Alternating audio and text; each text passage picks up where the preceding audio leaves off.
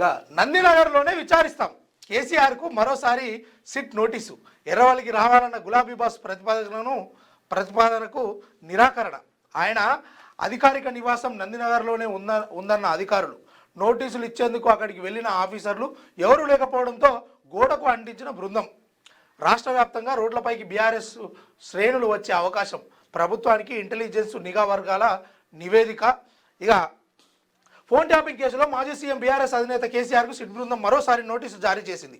రేపు మధ్యాహ్నం 3 గంటలకు హైదరాబాద్లోని నందినగర్లోని ఆయన నివాసంలోనే విచారించేందుకు సిట్ అధికారులు రంగం సిద్ధం చేశారు. ఈ మేరకు వివరాలను Jubilee Hills sub division assistant commissioner of police అధికారికంగా శుక్రవారం విడుదల చేశారు. పంజాగుట్ట పోలీస్ స్టేషన్లో నమోదైన క్రైమ్ నంబర్ 243/2024 కేసులో సాక్షిగా విచారణకు హాజరు కావాలని నోటీసులో మరోసారి పేర్కొన్నారు.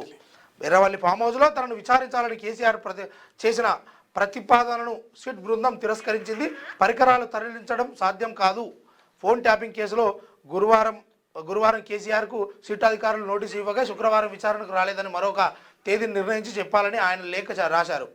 దానికి స్పందించిన సిట్ రేపు విచారణకు సిద్ధంగా ఉండాలని, నందినగర్లోని ఇంట్లో విచారిస్తామని తాజాగా మరోసారి నోటీసు ఇచ్చింది. కేసీఆర్ ఎన్నికల అప్డేట్లు, శాసనసభ అధికారిక రికార్డులను ఆధారంగా కేసీఆర్ నివాసం హైదరాబాద్లోని బంజారాహిల్స్ రోడ్ నంబర్ 14 నందినగర్లో ఉన్నట్లు అధికారులు గుర్తించారు. చట్ట ప్రకారం అధికారికంగా ఇక చర్యలు తీసుకోవాల్సి వస్తుంది.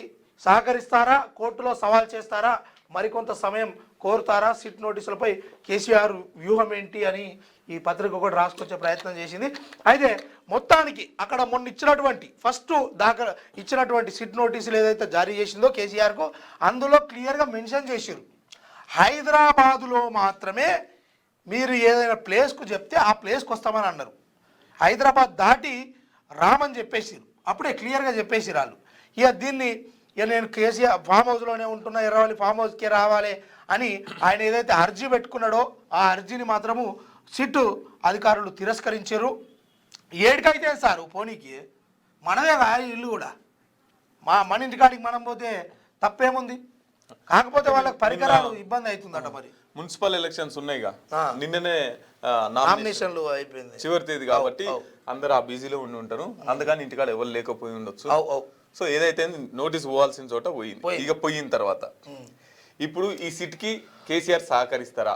రేపు పోవాలి, రేపు ఆదివారం కాబట్టి పోవాలి, 1వ తారీఖు నోటీస్ ఇచ్చింది కాబట్టి దీనికి సహకరిస్తారా, లేదంటే ఇది కక్షపూరిత చర్య అని చెప్పేసి కోర్టుకి వెళ్ళి టైం తీసుకుంటారా ఏంటి అనేది ఇప్పుడు ఒక సస్పెన్షన్ గా మారింది. ఎందుకంటే సార్ గారు అటు అసెంబ్లీకే పోరు, ఇక మరి విచారణకు పోతారా పోరా తెలియదు, చూస్తారా. అందుకోసమే ఇక్కడ క్లియర్గా మెన్షన్ చేశారు కదా, మరికొంత సమయం కోరుతారా సిట్ నోటీసులో. క్యూన్యూస్ పేరు చెప్పి ఎవరైనా వసూళ్లకు, అక్రమాలకు, బెదిరింపులకు గురి చేసిన క్యూన్యూస్కి సమాచారం ఇవ్వండి. క్యూన్యూస్ ఎప్పుడూ ఇలాంటి చర్యలకు పాల్పడదు, ప్రోత్సహించదు. క్యూన్యూస్ ఎల్లప్పుడూ ప్రజా గొంతుకగా ప్రజల సమస్యల కోసం నిరంతరం పోరాడుతుంది. మీకు ఎలాంటి సమస్య ఉన్నా క్యూన్యూస్ని కాంటాక్ట్ అవ్వండి. సంప్రదించవలసిన ఫోన్ నెంబర్ 7569534968 8688926084.